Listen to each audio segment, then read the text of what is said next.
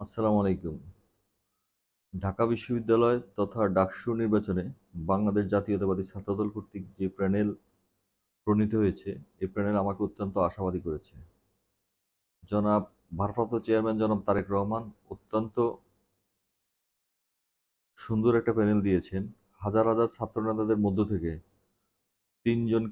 তিনজনকে বাছাই করে এনেছেন, প্রত্যেকেই ২৪-এর গণঅভ্যুত্থানে মহানায়কদের একজন, প্রত্যেকেই সুবক্তা এবং কঠোর পরিশ্রমী ছাত্রনেতা। বিশেষ করে ভিপি পদে আবিদুল ইসলাম খান আবিদ, ২৪-এর গণঅভ্যুত্থানে ওনার যে ভূমিকা, বা আমাদেরকে আপনারা ছেড়ে যায়েন না, যে আবেগঘন যে একটা ভিডিও সবার মাঝে ভাইরাল হয়েছিল, সেটা অবশ্যই ছাত্রদলকে অনেকখানি এগিয়ে দিবে।